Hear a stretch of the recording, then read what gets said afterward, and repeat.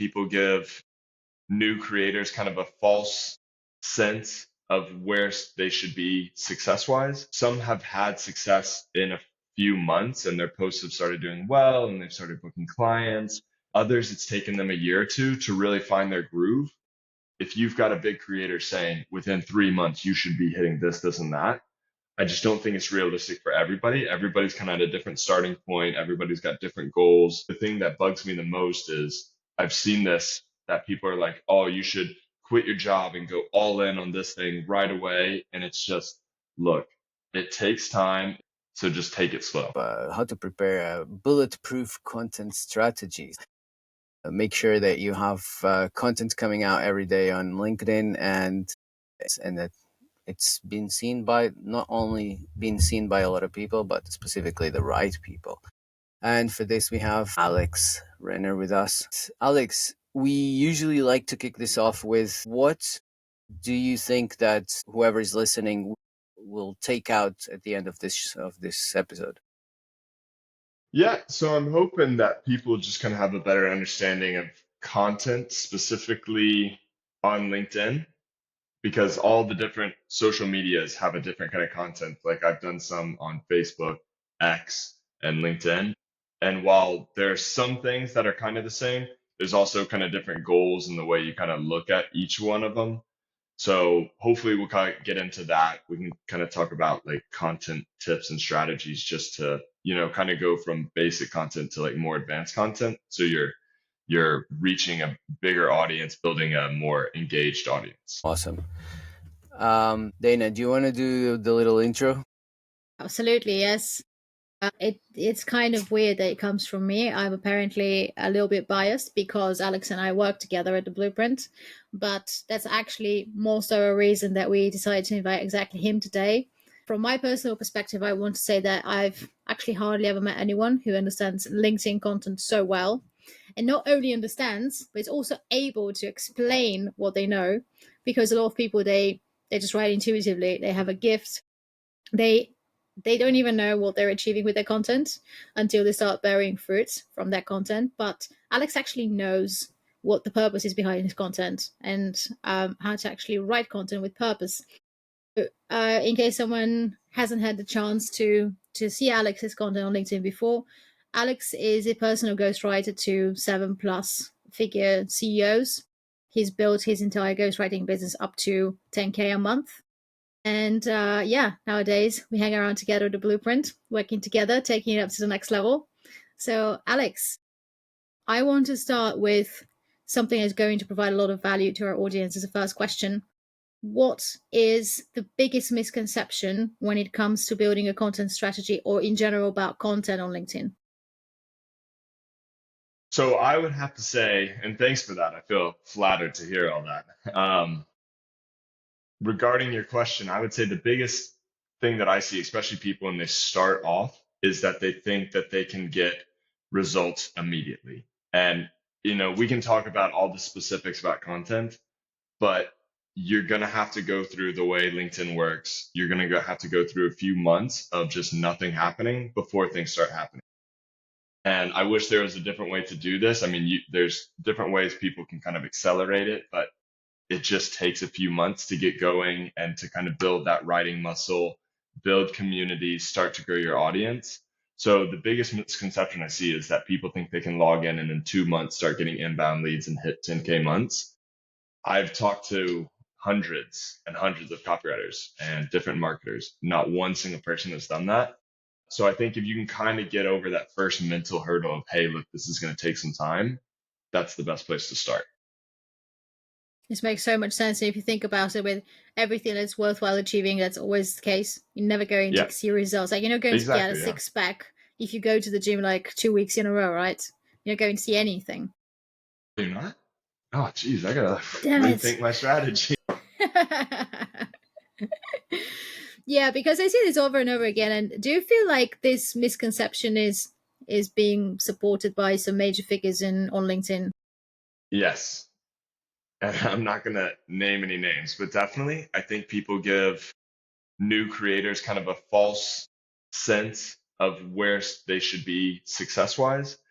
And I know a few copywriters who maybe, and that's mainly like a lot of my audience and people I talk to are copywriters, ghostwriters, because that's what I am.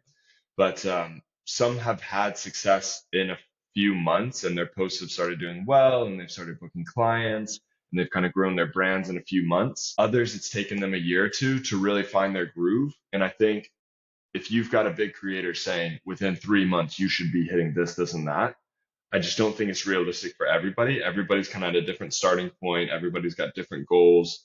I think the thing that bugs me the most is I've seen this that people are like, oh, you should quit your job and go all in on this thing right away. And it's just, look, it takes time. If you've got a good paying job or a steady job, you got the income.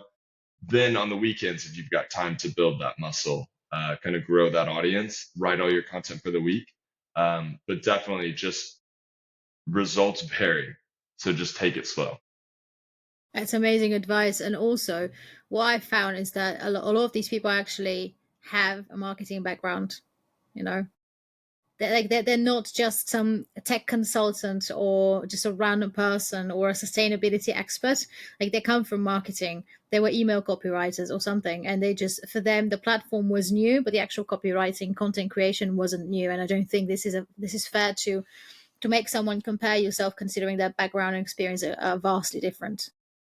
Yeah, exactly. Yeah. Yeah, and even the ones who don't come from marketing, they had a different leverage when they started on LinkedIn. LinkedIn is not the same platform now as it was 2 years ago. That's a huge one, that's a huge one.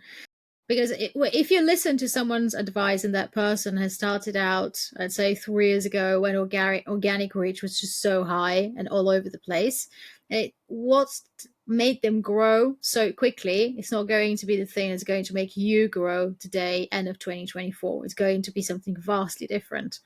Yeah. I mean, there's this thing that most people don't see is, for content on a platform, on a social media platform or any other platform, there's also the concept of offer and demand, right? So when there is very little offer of content on a platform, they're going to boost much more the existing content. When there starts to be a lot of competition and a lot of content to distribute, then they can't do that anymore. So that's why people keep complaining that reach is going down. Well, there's a lot more content to distribute to less people. It's not less people in general, but like in comparison. Yeah. I think a lot of people are seeing people have success on LinkedIn. So that's why it's just getting so saturated so fast because everybody's coming in. One thing I would say is that what we talked about earlier, like why it will take some time to get going, but at the same time, there are definitely ways you can stand out. And I think a lot of people are coming in thinking, oh, I can just do AI, and if I just kind of blitz the space with a lot of posts, I'll just grow faster. And I think the biggest misconception I see there is that people don't share their personal story. They don't talk about themselves. And like Donna and I have had this discussion a few times. The content that does the best is just when you're authentic. So when I was first starting growing, I posted about the struggles of starting to grow, and that really resonated because I was in that place.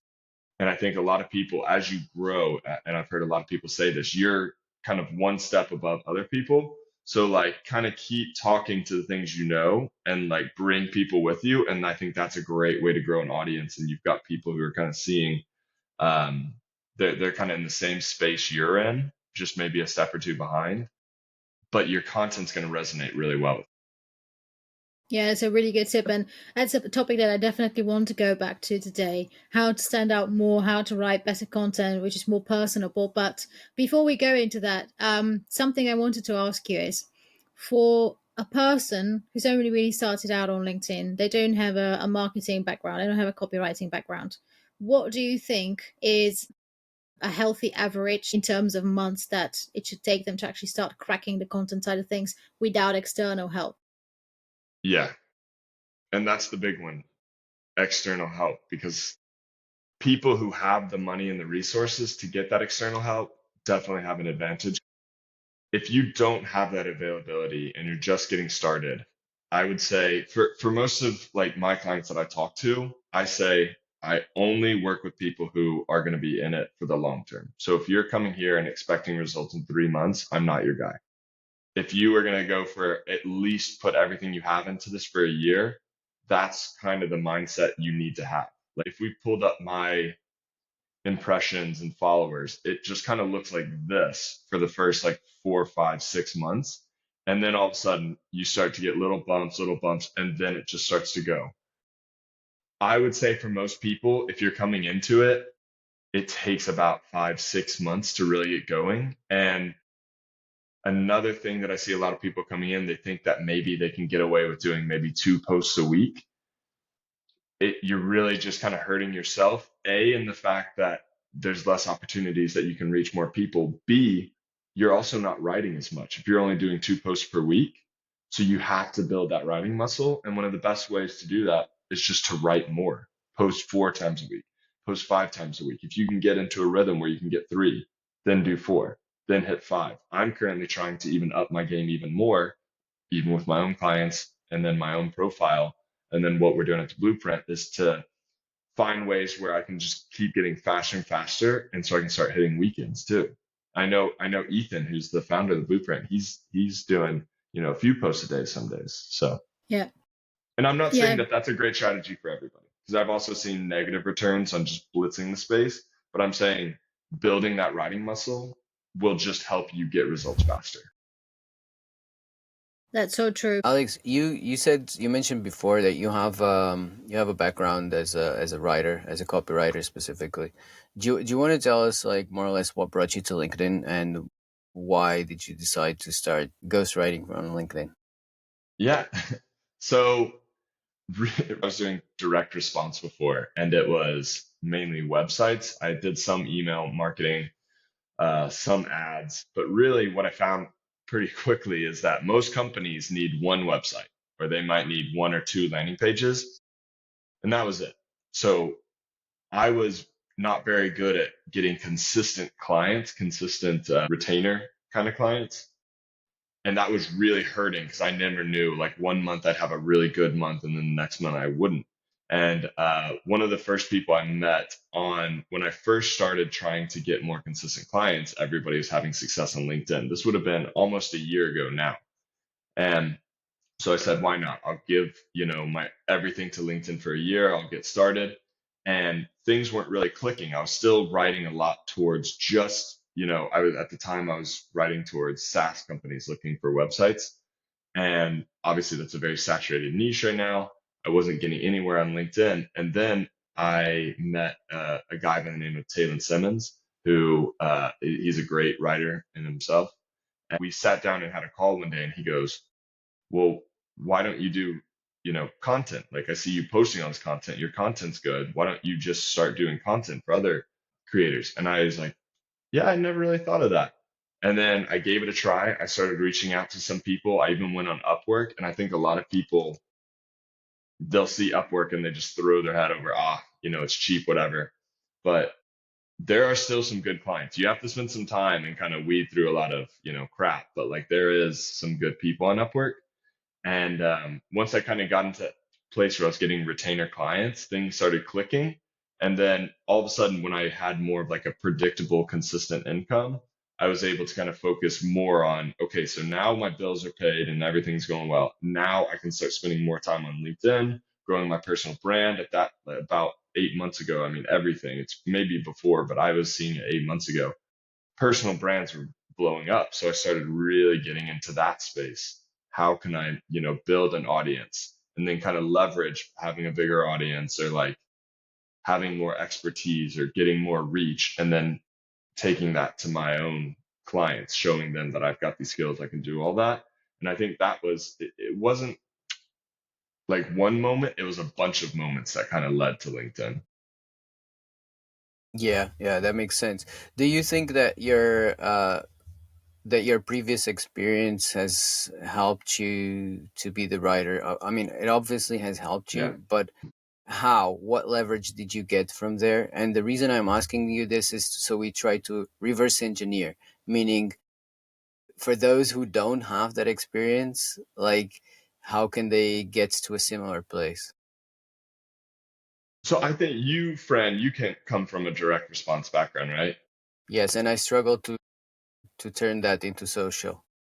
Yeah, it is. It's very different. It's funny because I started doing direct response about 5 years ago, and the reason I did it is because I saw people were making thousands of dollars writing websites, only, maybe 300 word websites. They were able to like make everything very compact, and I was like, oh, that's great, way less time. Where in the long run, you're actually spending a lot of time doing research, doing all this other stuff, trying to get everything right. But what I did learn was how to write engaging headlines for emails, and then website copy, all the kind of hero text and banners and things like that, and even ads, trying to get people, the right people, interested as fast as possible in as little words as possible. And I think that helped me make the transition to social media, because social media is all about attention and as quick as possible. And I think what I struggled with at first when I first got on LinkedIn is I started writing all these really long posts. But what I found is that if I were to kind of go about it like I was writing an email and I've got, maybe 3 seconds to get someone's attention and keep it, I started writing my LinkedIn content shorter. I really focused on the hooks. And if people aren't, focusing on the hooks, that's the most important thing, because I've repurposed some of the same content, changed the hook, and it got 4 or 5 times the reach. So just knowing, using what I knew from direct response, trying to get that attention as fast as possible, that really helped. Yeah, so the main focus, and we know this from all the big names in advertising, like the main focus is the headline. Like Ogilvy said, 80 cents of the dollar is the headline. So everybody has repeatedly said this. So if you're starting out, then focus on crafting good headlines, good hooks, like people call them on LinkedIn, right? Because if if the hook doesn't engage the reader, then they're not going to read the rest either. And we had Louis recently on the show. He was mentioning actually what LinkedIn considers an impression is like 300 milliseconds of someone half seeing your post for 300 Yeah, milliseconds. So the impression doesn't even mean anything if you don't get them to actually click read more and engage. exactly. Yeah.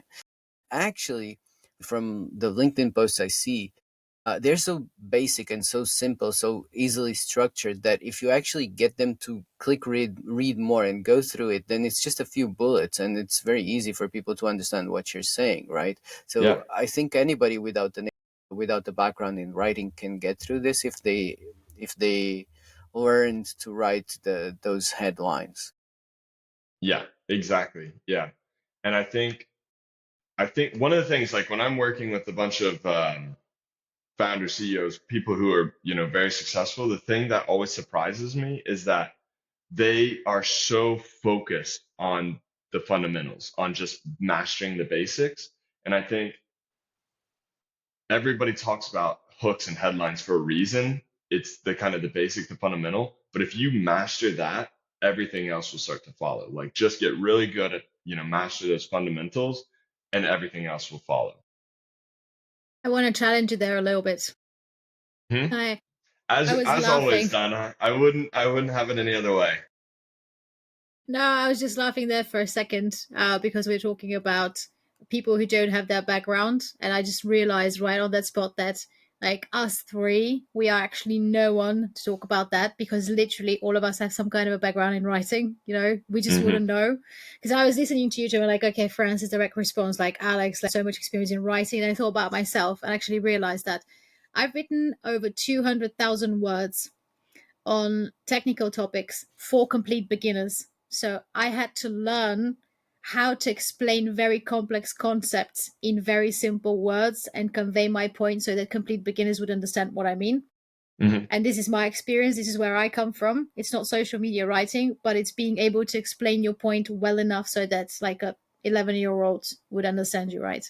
So we wouldn't know. But where I want to challenge you is that yes, the hooks are really important, but that's something that could be turned into a formula up to a large degree. And there were also so many resources like hooks generators, hook cheat sheets, so on and so forth.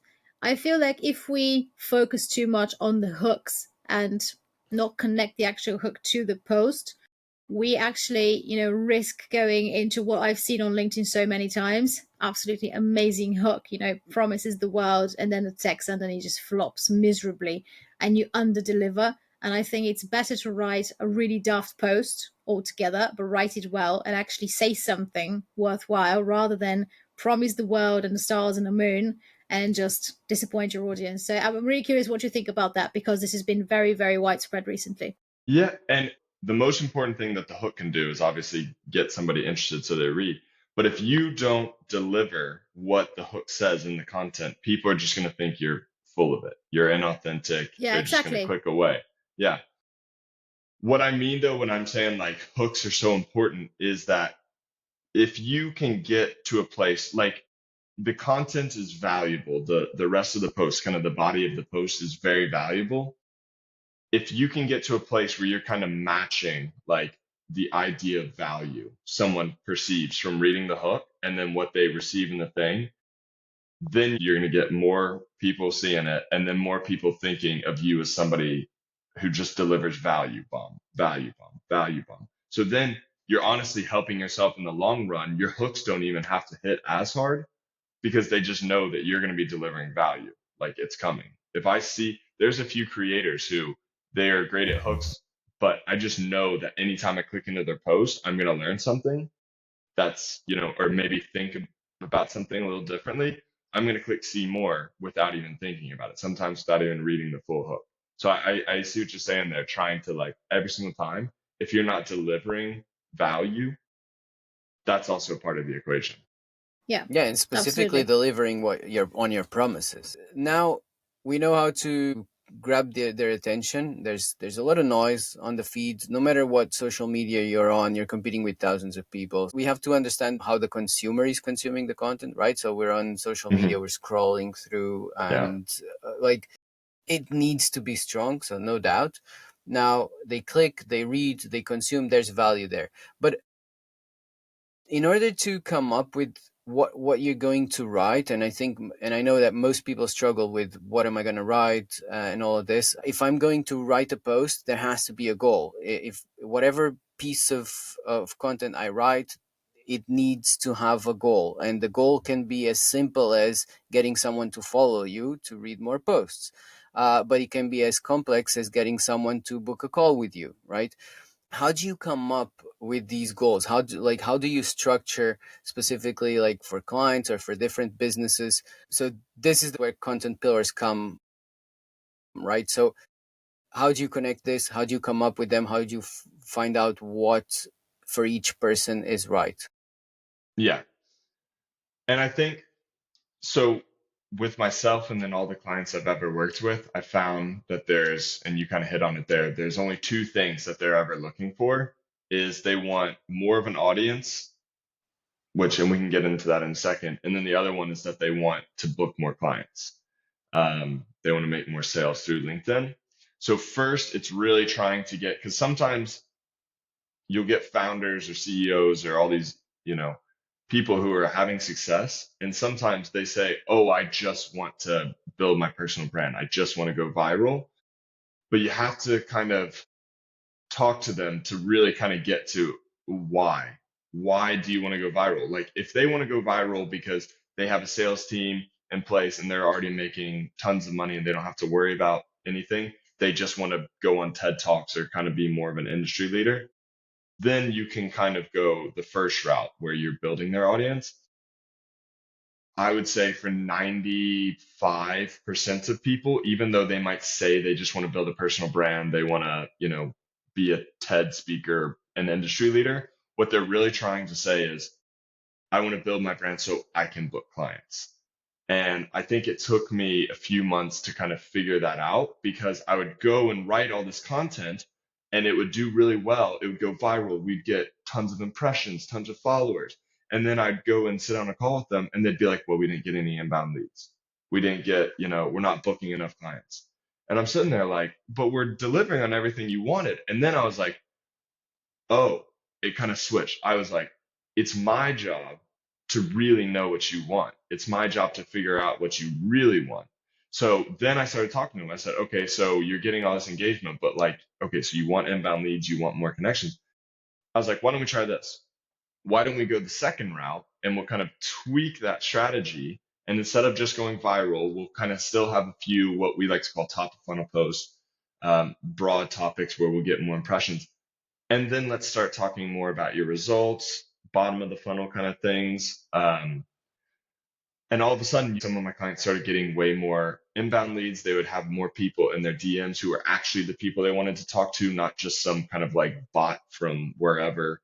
Hey, great post. Now all of a sudden they'd be like, hey, I see your content over and over again. It's really good because they've read a lot of this stuff. But then you're starting to talk about the actual things that they care about. And then they're like, would love to have a conversation, would love to hop on a call. And I think, I think what you're getting to is like, how can we get a strategy for a person? But I think the real first step is making sure we understand what they want from LinkedIn. Alex, I'm really curious about what you just said here because I resonate with it so much. I've also found that whenever someone says, yeah, my goal on LinkedIn is to build a personal brand, they're just usually full of shit.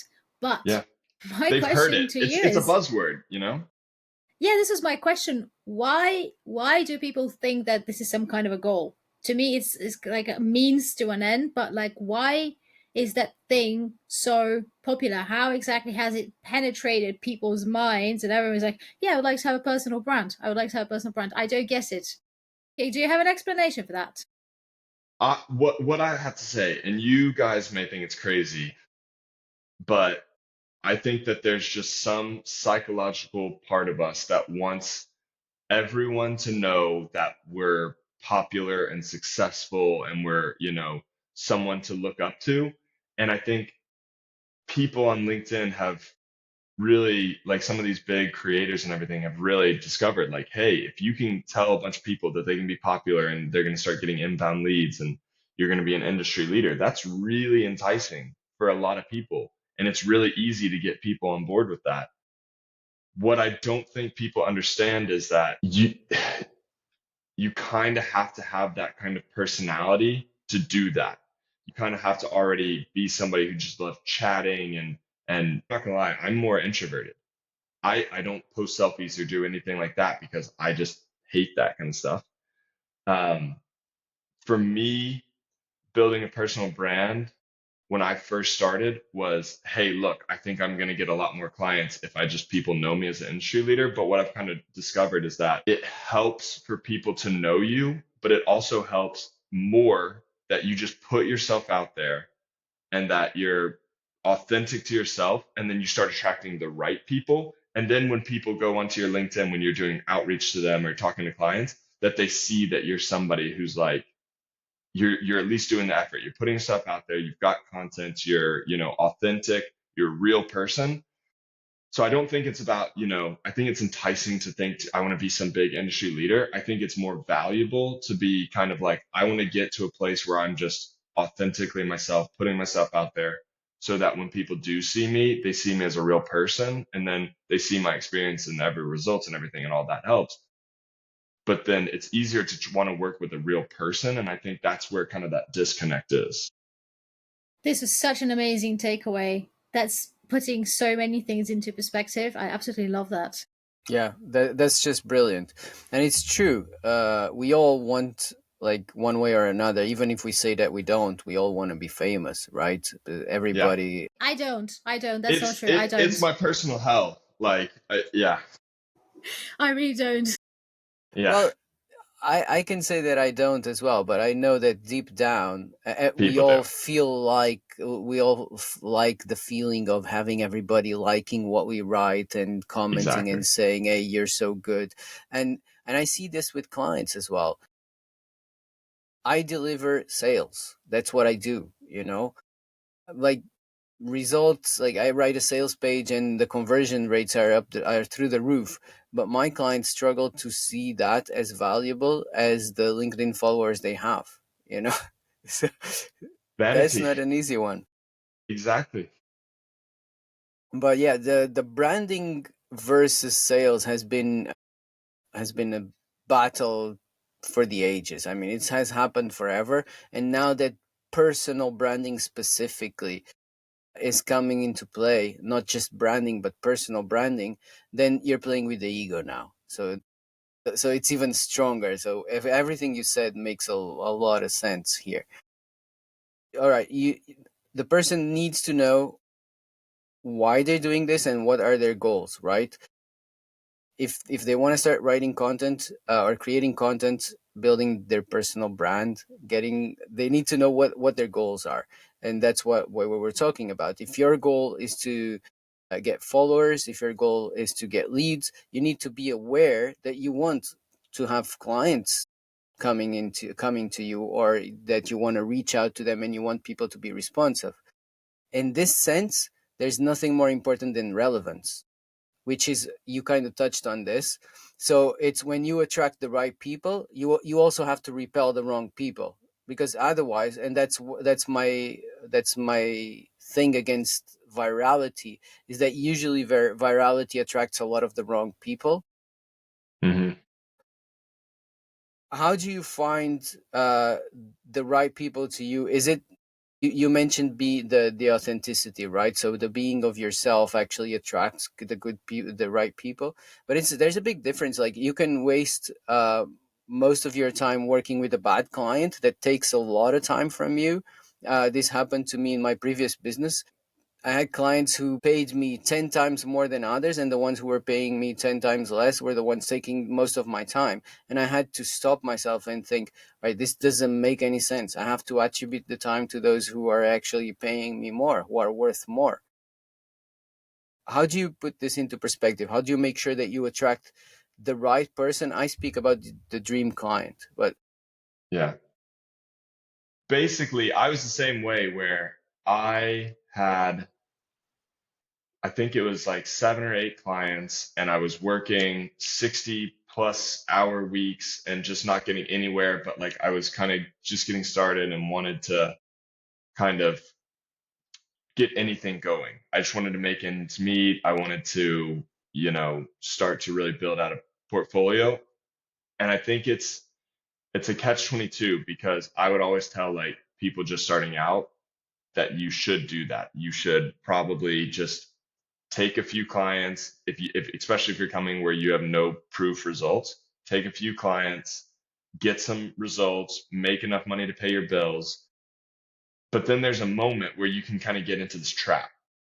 Whereas if you stay in that spot and you've got all these clients taking up all your time and you don't have time to grow yourself, what are you doing? You just run into a wall. And I think the best way, if I'm answering your question right, is when people kind of hit that wall, you do have to stand back away from the wall and be like, look, this is not working. I can't keep doing all of this. And you have to say to some of your clients, be like, hey, look, it's been great working with you. Um, but this just isn't working. Good luck in the future. And I had this exact moment where I dropped a few of my clients because they were just miserable to work with. And I looked at the clients that I enjoyed working with, and I was like, I would like to work with more of those kind of people. And those are the kind of people who are, obviously money comes into it. They can pay more. So that's a big one. But I liked working with people who are like, you're the expert. So now you like, here's the money, here's the payment, go do it. And then we'll talk. There's pressure there. It's a different kind of pressure because obviously you got to, you know, hit their results.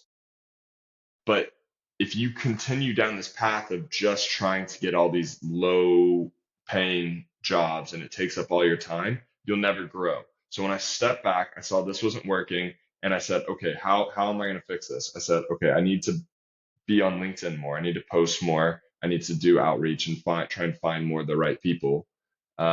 I need to prioritize the clients I have who are good so I can make sure I'm paying my bills.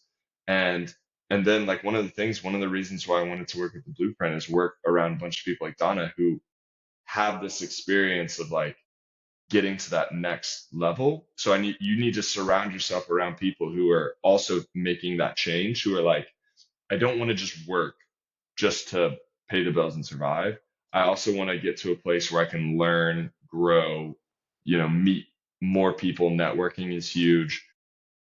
And I do think just surrounding yourself by osmosis people who are successful will help you be successful. Yeah, but the easiest way to find out who you don't want to work with is also actually just getting in the trenches and working with them. and Then working you with them. realize, yeah. Yeah, exactly. Yeah. And it's pretty, you'll learn pretty fast. Yeah, it takes some bitter experiences to really find out who your ideal client truly is, because you may not be the kind of person that you thought it was. But I want to divert the conversation a little bit back to content, because like all of us coaches and consultants, we've all had our nightmare clients, and I'm sure that everyone can resonate with that. But in terms of content, Alex, we started talking about standing out and being authentic, and in a way I know what you mean, because I write content and I teach content as well. But I know to a lot of people this kind of sounds like buzzwords in a way. So can you expand a little bit more on how exactly to write authentically, but with a clear purpose that you want to connect to people and make them Yeah. resonate with you?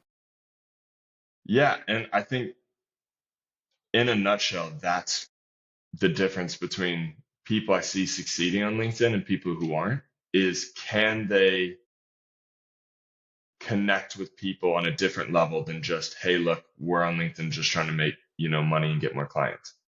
And I think the biggest problem I see with people, especially kind of new people just getting started out, is that they've heard all about the hooks. And again, like we talked, they are important, but then they'll write the hooks and then they'll just get into like, okay, here's the problem, here's the solution, that's it.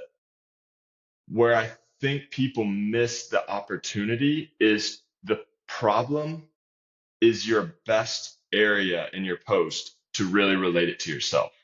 So if you look at almost all of my posts, I know there's a million different copywriting formulas. I stick with the easiest, most basic one: problem, agitate, solution.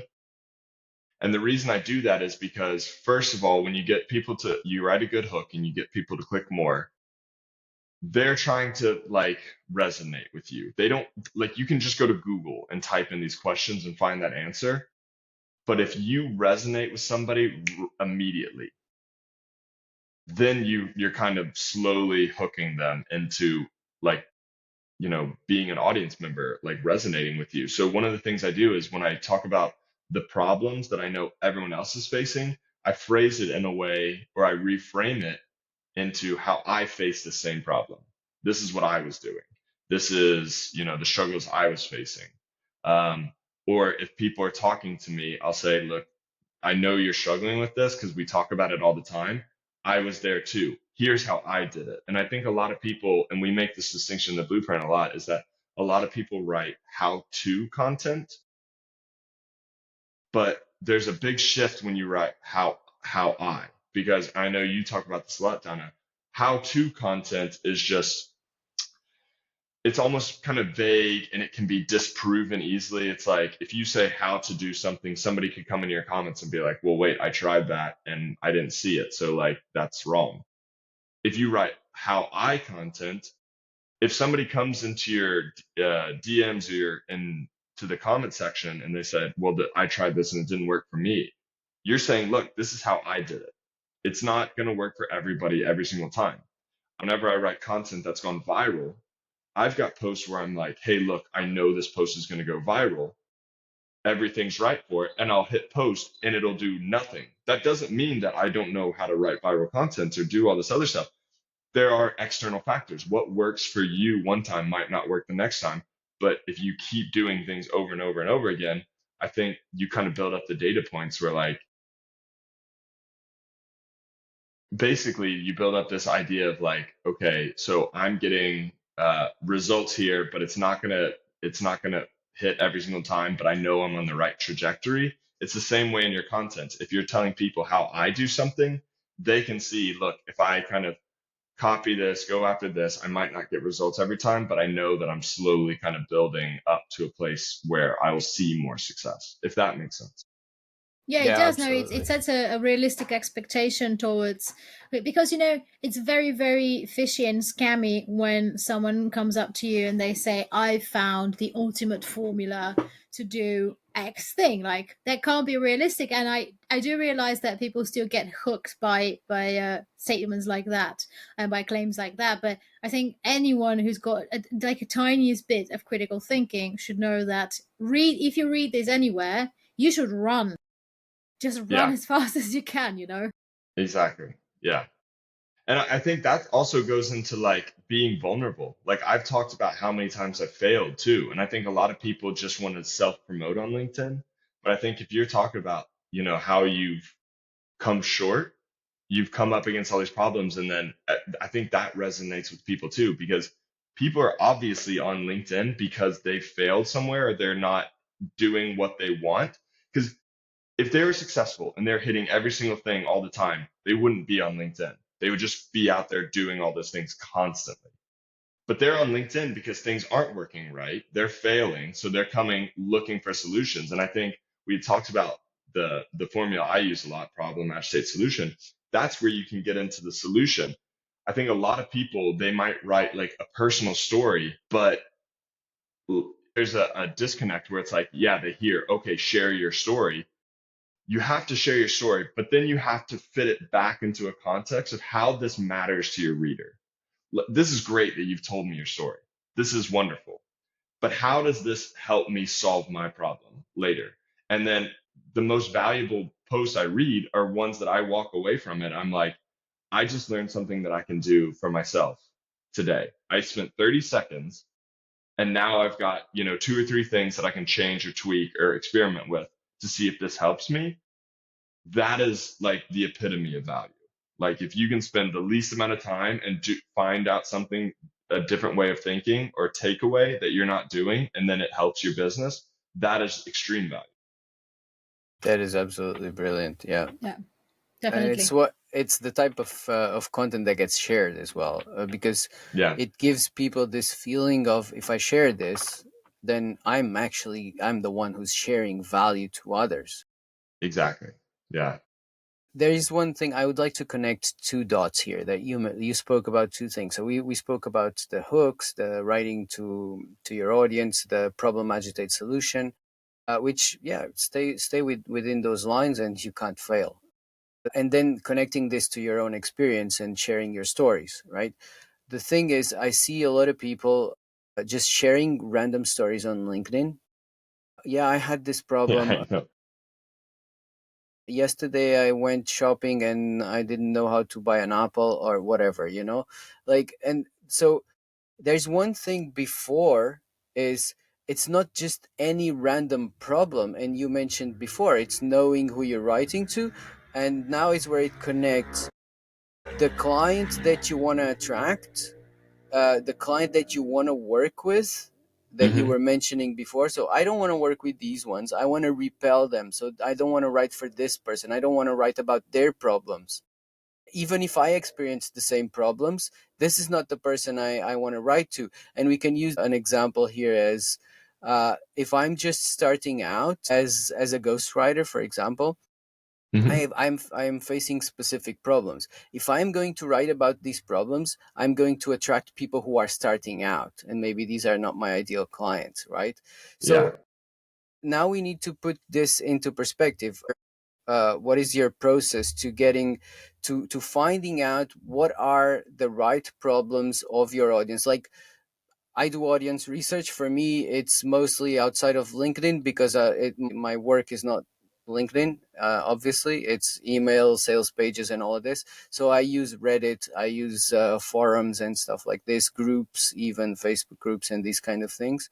But I would like to know what your process is to find out exactly what the problems your audience is, to attract your ideal client that then you end up writing about. Yeah. And I think that's probably the DM I get the most from people is like, how do I find what my target audience is dealing with? And this kind of sounds like the most cop out answer, but it's true. Just talk to them. Just ask them.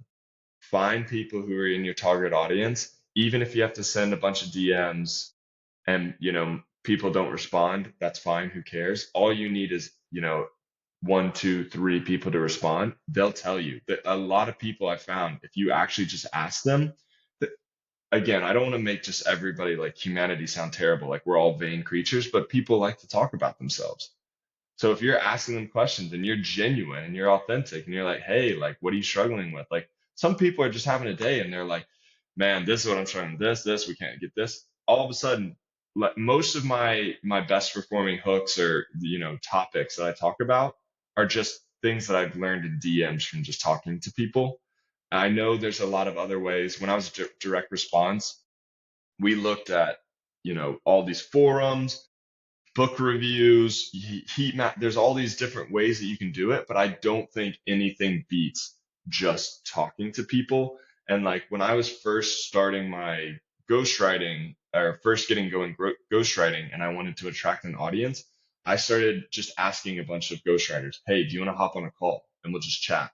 And I would record them. And then after the meeting, I'd go back, I'd write down some of the problems they were having, and I'd be like, these are my posts that I'm going to post about, and you're going to grow an audience of ghostwriters. If you're a marketer and you're trying to, attract, say, like more people to buy, website people for your SEO, go talk to a bunch of founders who are, struggling with their website, and they're, some people are going to blow you off. That's fine. Some people are going to tell you, and that's gold.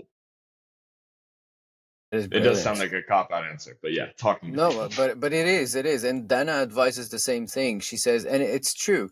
It's the fastest way to learn. I mean, obviously, I can't do that because I work for other people and I research audiences massively. But it's true. It's the fastest way to know who your audience is, who your ideal client is talking to them and what they struggle with, and then that's what you're going to be writing about, right? And I think a lot of people get in trouble, like a lot of writers actually get in trouble. And I found this because I used to work in an agency where they didn't let the writers talk to the people who we were working for. Like we had very little communication with them. We would just have, the people on high would talk to them and then they would come to us and they'd say, here's a report, go for this. But sometimes things are missed, when you talk to a human being, face to face or camera to camera, you can pick up on a lot more stuff. Like you can't see on a report or like a Quora, Reddit thread how somebody's face. Like I've seen facial expressions when people are really animated about a thing. They're just you can just see it, that emotion, and I'm like, that emotion is great because that's if they're feeling it. I know a lot of other people are feeling that. Whereas if it comes up on a report, it's just words on the page. You're like, oh, it's fine. I don't know.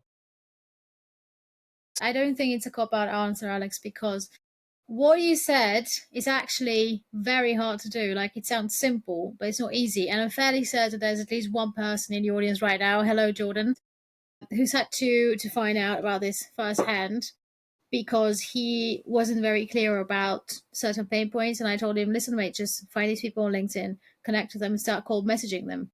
And he came to me and he said, hey, I managed to book one call from 17 messages. That's really bad. I was like, no, that's freaking amazing. That's great. I wouldn't have expected more than one person out of 50 to have replied to you. So it's very hard to do actually, because first you're not going to talk to the right people. Second, you're going to say the wrong things, they're not going to reply to you, and it's going to take you a while to work out how exactly to write and whom to write to actually get a response and even manage to get someone on a call right there to talk to you. It's not easy. Like it's really not easy. Not at Yeah. all. And we often have unrealistic expectations, like you just mentioned. And I think a lot of people, from what I've seen, people will come back to me and they'll say, I tried DMing people or talking to people, they're not responding. And I was like, okay, show me your messages. And it looks like they're pitching them for something in the message. I'm like, the best way to get somebody to be real with them is to be real with them yourself. Just be genuine. Just be like, hey, man, I'm just, I like your content, start talking about other things, just had a few questions for you. If you go say, I'm doing a report on this and I need you to answer 5 questions for me right now, people are gonna be like, no, who is this guy? Shag off. Like, so I think you have to be genuine if you're gonna get real people to respond. Yeah, absolutely. Yeah. but really as much as possible. And also what I found, because I've done these as much as messages quite a possible. bit, the best way to go around this is to just add someone on LinkedIn, drop them a message, and just be like as straight and raw as possible, and just say, hey mate, I'm really struggling here, I'm trying to do this thing, can I get some of your time, like 5 minutes of your time? I'm not going to pitch you, I'm not going to sell anything Yeah, to you, I just literally need some help with research, I just need information, like can you help yeah. a brother out or something? And the You'd be thing is, surprised. yeah, you'd be surprised. This is going to get you replies because you're being human, you're being raw, you're being vulnerable, you're being extremely open about why you're doing this and where you're at. And then you're just literally leaving all this in the other person's hands to decide. And you'll be very surprised how many replies you're going to get to that kind of message. Question from Orson. Alex, when you started copywriting, did you work for free to get some testimonials? Yes. And when I first started, I worked for what's the Kickstarter? Is that the name of it? I worked for a guy who was doing a Kickstarter for, Oh, a startup. um, Oh, yeah, Kickstarter, as in Kickstarter, the the to raise. exactly, yeah. And we wrote like a Kickstarter page for him for some like shower attachment or something like that. And up until that point, I'd been on Upwork. I'd even taken a few really small paying jobs, but my response rate was so low. I did this one Kickstarter thing for free. The guy ended up booking out or selling out of all his products, or he hit his goal in like 10 days and then he sold out all his products. And then all of a sudden, I had one little thing that I could now say. I said, I helped a guy, he hit his mark. I forget, I don't even think he was asking that much. It was like 5,000 in 10 days and he hit it. He hit it. And I was like, I was able to help a guy get 5,000 in 10 days. So then when I started sending Upwork requests or started, talking to people on LinkedIn, all of a sudden people were saying, oh yeah, I'd like to talk to you. 100%. If you're starting out, get a few testimonials, get a few results, then people are going to want to talk to you. They're not going to want to talk to you if you're just, hey, I've got no experience. And that's just the way of it. Yeah. Jordan asked, how long content takes to take off with consistency? It depends on the content and if you're able to really identify the people that you want to be talking to, what your goals are with your content, and how good you get at writing.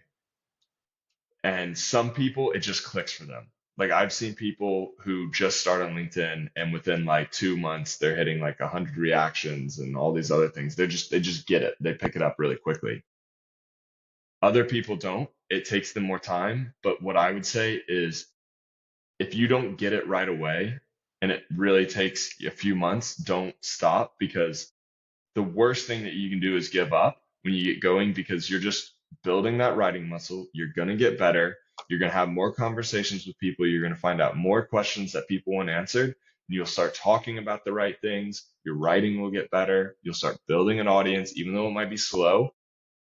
That is how you get going. Some people just get it faster, others don't. But I would say within a year, you should start seeing, some traction regardless. Yeah, you should definitely pay attention to the performance of everything. I pay attention to everything, as in, all right, this post didn't get as many reactions, maybe, and I don't use this as a direct metric, but it tells me, all right, maybe this hook didn't resonate with people much, it didn't get distributed. You need to understand how the algorithm works and distributes it, right? So if there's not a lot of people clicking read more or even hovering over the post, then the LinkedIn will stop distributing it. So if it has very low impressions, then that's probably one of the reasons as well.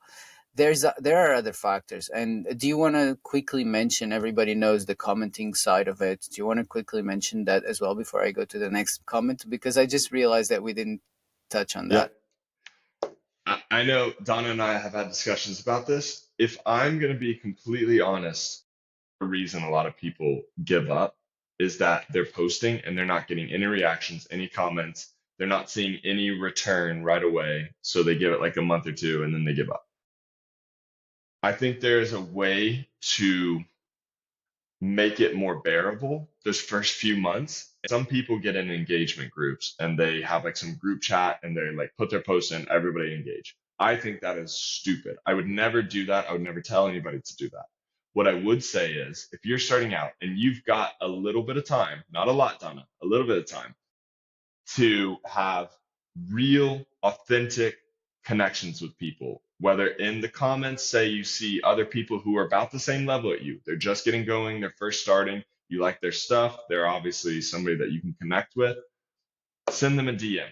You know, try and make a genuine connection, be friends. And if they're actively posting, comment on their posts. And then the worst thing you can do is just to go ask them, hey, I'll comment on yours if you comment on mine. That's not genuine. But if you start commenting, if you genuinely like their stuff, like, you know, Donna was saying earlier, people will reciprocate. Like, you'll be surprised how many people will start, they'll comment back on your stuff, they'll like your stuff. And then what I did when I first started, I was like, look, if I can make 20 LinkedIn friends who are active and posting all the time, that means even if my post sucks, I'm going to probably get at least 20 reactions and 20 comments so that when more people come to my profile and they're looking at my posts, they're not seeing one reaction or zero comments, because humans, we also see that and we're like, oh, if he's not getting any traction, there must be very little value. I think it's not right, because I think some people can post great things and it not get any traction. I don't think that it actually correlates perfectly.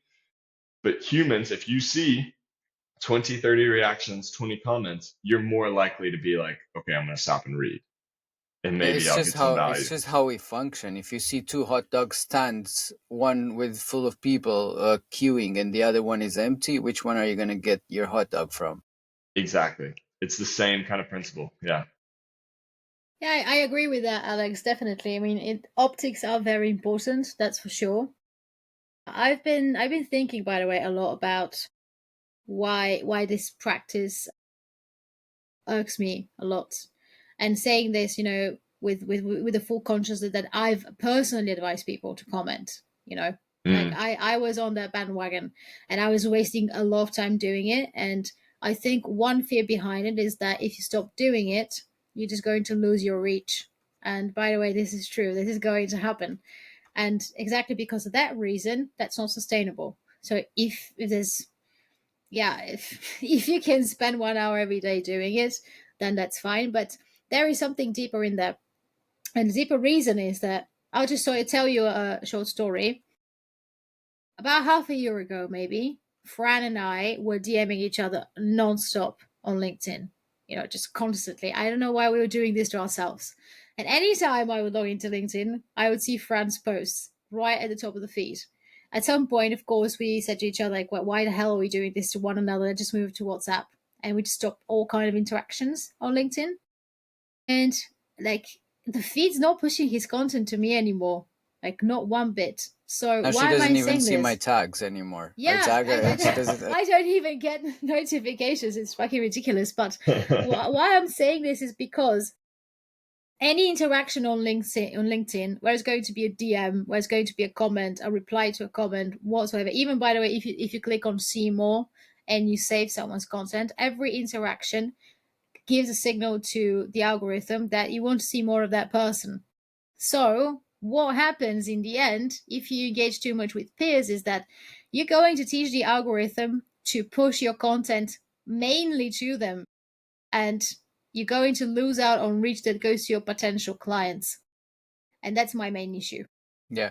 What I would say about this is you can still find and get a list of your potential clients and engage with them. And we've seen Mhm. as well great results with this. We had Oh one of yeah, yeah, we have an episode where we spoke about this, where Darren started doing this strategy where he just found, like, he was targeting coaches, so he started commenting on coaches' posts, and like you're ensuring that that your content is going to be distributed to them as well. So they're gonna see it. But my argument here is it's one person. So for each comment, it's one person that you're going to reach, one extra person. And the idea of publishing on social media is range, right? It's range of distribution. So you want to reach a lot of people. And then from there are other stages of the funnel that you start funneling them into your email list and whatever it is.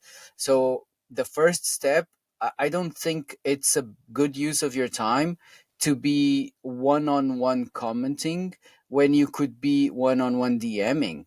And you're bringing them much closer to you and much closer to becoming a client, right?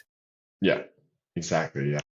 Yeah, I'll make the argument that if your comments are really good and you're commenting under your client's post, it's going to make it about 50% easier to slide into the DMs because Yeah. they already know that you're not a creep. So, like, if you want to comment to warm up a potential lead, like, fine. But engaging just purely for the sake of reach, stop the second you stop doing it, the Yeah. second your reach is going to drop. The sugar high goes. Exactly. Yeah. Yeah. That's the Agreed. issue. Yeah. All right. Personally, I don't think that there is a place for business pages at the moment to create content as business page, but let me read the question here. What would you advise in terms of content for your business page away from personal content creation? Is it better to drive clients towards your business through the content on your personal LinkedIn, or is there a place for similar style content on your business page? I would say no, a big no. I have not seen anything anywhere that proves me wrong there. Basically, the reason people come onto LinkedIn and to any social media, because LinkedIn is social media, is they want to get to know a person. They want to get to know a face. They want to hear real stories. They want to connect with people. People can't connect with like logos on LinkedIn. They're not, in the content, the way that you have to write, because I've also written for company pages and it is the worst writing. It's really, really hard to do it in an engaging way because it just sounds corporate. It just feels sales. Like everything about it is just kind of not. I've I've never seen any companies that I'm like, wow, they do this amazingly. And I'm even talking about companies that like do like nonprofits. They do like great work, but then I see like their company page and I'm like, oh, it just doesn't like people come to LinkedIn for authentic connection stories and to take lessons away. You don't get any of that from a company page. Yeah, that's the same reason in email marketing we never send. You don't see them anymore, but in the old times you used to see the emails from the no reply at Yeah. companypage.com. You And they know? learned that real quick. Yeah. To change Yeah. that. All right. Another one. At what point does it feel like you're giving too much away in content as an expert, particularly being too educational and drawing in competitors instead? Yeah. Yeah. I personally think you should just give everything away. Everything away. Just build trust, give value, because at the end of the day, and I know Hormozy talks about this, but like I found the same thing is that I could give you every single thing I know, and less than 1% of you are actually going to do it. I was going to You're quote just, Hormozy, yeah, give you're away all your not. secrets, sell the implementation. Sell the implementation. Exactly. Because at the end of the day, especially it depends on who your ICP is, but like at the end of the day, like I've got, founders, CEOs, directors, all these people, they're not going to take the time to learn hooks and do this and do that and schedule their content and get better at CTAs and PSs and learn the copywriting formulas. I could give them everything. All they want to know is that I know it, I'm good at it, they see that I'm good at it, and I get results. Give everything away. It also reveals the problem. Dana and I spoke about this Yeah. with regards to lead magnets. When you give a lead magnet that teaches people how to solve the problem, you're actually revealing the problem, and then they realize, oh crap, and this is much harder than I think. So the problem actually intensifies, and then all right, so you gave me that thing. You're the one I need to help me do this. Exactly. Yeah. Because now you've kind of built that connection and trust. Yeah. There was a second part of Jordan's question, namely, particularly the content being too educational and drawing in competitors instead. And I think this is the more important part of the question to focus on. And I remember, I think this happened to Darren at some point when he started talking about how to do certain designs or how to become a designer. He was getting a lot of designer wannabes or aspiring designers in his comment section and in his DMs as well, as opposed to people who wanted their profile to be designed. So I'd be really curious to hear what you have to say about this, Alex, because it's a fine line between Yeah. actually sharing your expertise and becoming the go-to person for someone to become Absolutely. you. It is inevitable that if you're writing about design or ghostwriting or marketing, that people who do these things are going to see you and they're going to want to learn from you and they're going to DM you. I don't think you can ever not have that happen. But what I think you can do is realize that that's going to happen, but also tailor your strategy where you're writing all these things. Because we talk about this a lot at the Blueprint. There's top of funnel where you're just kind of showing people a problem, whether that's other marketers, ghostwriters, designers, whoever it is. But it's also showing like founders and stuff that they have a problem that they may not even be thinking about. And then you've got the middle of the funnel where you're kind of showing them that you know the solution, you're building expertise. Yes, you're showing the solution to a bunch of other marketers, but you're also showing the solution to founders and people who can pay you the money. And they're like, okay, so now I've got this problem he was talking about, and he knows the solution. You built that trust. And that's when you do like the bottom of the funnel is you show your results. Yeah, other marketers are going to see your results. They'll be like, wow, that guy's amazing. I want to get to know him, all this other stuff. They're going to DM you. But at the same time, founders are going to see those results and they're going to be like, I want to pay him money. And I don't think that there's any way that you can like really tweak everything to just avoid having people who are aspiring to get to where you're at. Think about all the people who watch Hormozy and all these big creators. Yeah, they've got millions of people who want to be like them, but those guys are still signing clients like crazy, doing the same exact things. Would you say that the way you talk about things is probably more important in the context of that particular question? Because I know exactly why Jordan is asking the question. And it's because Mm-hmm. I was looking at one of his posts and I told him, mate, like this is way too much tech jargon, like going like I don't understand it, and I'm technically your ideal audience here, but someone Mm-hmm. who's trying to be an audio engineer is going to understand it. So do you think that just framing things just in the language that your ideal client would use makes sure that you're going to primarily attract the aspiring ones and the competitors? That one's tough. If you try and frame it too specific, if you are trying to get too into the weeds, you might you'll probably more likely to attract people who are in the weeds themselves trying to aspire. Whereas if you kind of step back and just kind of in your content talk about, okay, these are the problems, these are the solutions, you don't have to get into every single solution and how it works perfectly. You just need to show these are the solutions and then like, the results that we get from implementing these solutions. And then so like somebody who can afford to pay you is going to see that, be like, okay, we're having this problem. He's got the solutions. I don't need to know how he does these solutions. I just need to know that he knows the solutions. Like he's talking about Yeah, it. And here is the results. That's what I really care about. yeah. We go No, back to the not so much how to, right? Yeah. yeah. Because you're attracting the wrong audience with that. So basically, what your audience needs to know is the why and the what, not the how so much. Yeah, exactly. Yeah. And I Right, think a lot Jordan. of people will write a lot of posts about just every single minute detail, and founders don't have time for that. We have one last question. It's a very specific question. So, how would you develop and position a LinkedIn content strategy for an AI startup that specializes in helping marketing agencies create and implement custom fine-tuned AI models? These LLMs go beyond generic AI writing, delivering content that authentically reflects a brand's unique style and voice. Would never phrase it like that. Yeah. I would never talk about it like that. It is just that's too specific and too kind of in the weeds. I would, whatever you're framing, I think is it an AI platform that helps people write content? Is that it? An AI Sounds startup like that it. specializes in helping marketing agencies, so target audiences, marketing agencies, create and implement custom fine-tuned AI models. Yeah, models. Yeah. Let me offer a little tip here. So think about what Alex was talking about before, like what are their problems and what are they looking for. Like there is no marketing agency, that's your target audience, Dragon, out there that is looking to implement custom fine-tuned AI models.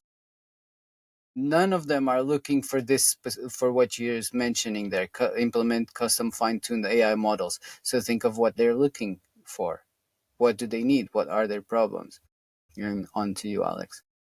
Well, and you put it right there. The AI models is the delivery mechanism, how you help them achieve their goal. You need to find out what is the goal that they want that you can help them to achieve. And, regardless of what you use, AI models or whatever, I wouldn't even talk about, I see a lot of people just stick AI powered in front of everything. I don't care if it's AI powered. Like, I just want to know that whatever you're using helps me solve my goal and get the results I want.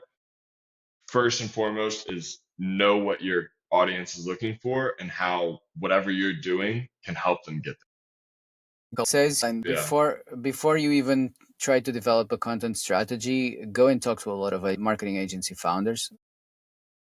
Talk to them, see what they're struggling with, and how your AI models can help them with what they're struggling with, and then go from there. Alex, I'm so thankful for you to staying even so long. Yeah, no, had a good time. It was amazing. You've delivered so much here. And thanks for everyone who tuned in. And see you soon. Thanks everyone for joining us today, Thanks. Alex. Thank you so much. There were some really brilliant moments in this show. Really glad to have you, mate. Cheers. Thank you guys. Appreciate it. Absolutely. See you all next week.